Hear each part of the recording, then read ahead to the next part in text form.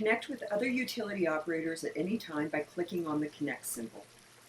Water, our most precious resource. Our communities depend on utility operators to sustain and preserve this vital resource.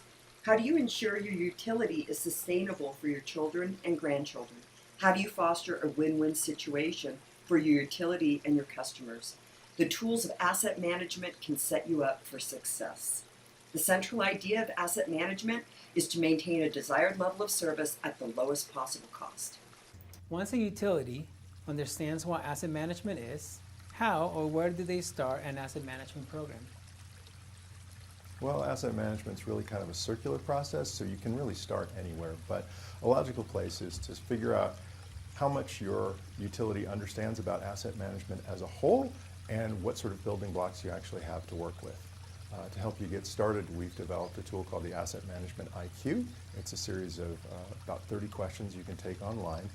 Take you about a half an hour to 45 minutes, relatively easy to complete, and it will let you know how well asset management and the individual components are understood within your organization, and also give you an idea on which of the core elements you have strengths and weaknesses in. It can be accessed on our website at southwestefc.unn.edu for free, and you can print out your results, and it'll really give you a baseline of where you're at when you start your asset management program. So after you have used the IQ tools, what is the next step? Well, again, you can start anywhere, but a logical place is to begin developing a map of your assets and an inventory to go with it, and that'll contain information about your assets, such as what they are, when they were installed, when you expect to replace them, where they are, manufacturers, maintenance required, warranties, things like that. James, why would a utility want to start with mapping? Well, by doing a mapping exercise, it gives you a chance to figure out exactly what you have, where it is, and what kind of condition it's in. The other thing that you can figure out is how much longer you expect things to last, and that really gives you the solid foundation to build your asset management program on. So James, what would a mapping exercise entail? So at a minimum, a mapping exercise should involve physically determining where your assets are by getting their GPS coordinates. That's going to help you know where they are and make it easier to find them if you're ever in an emergency situation. You're going to want to assess the condition of each of your assets. That's going to give you a snapshot of both the condition of the individual assets and also your system as a whole over time.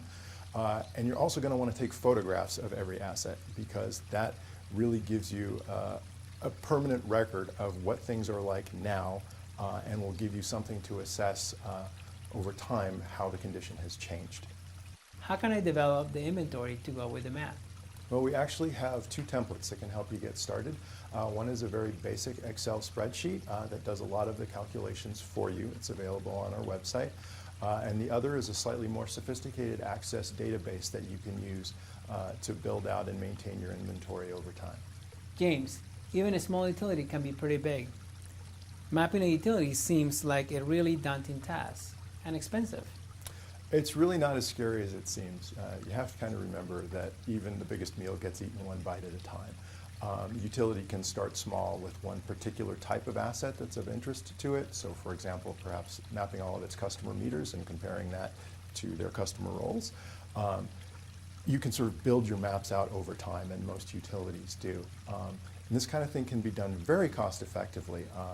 Using your own staff. There are inexpensive GPS tools that are available. There are phone apps that are commercially available on a monthly basis that are very inexpensive and very quick to learn how to use.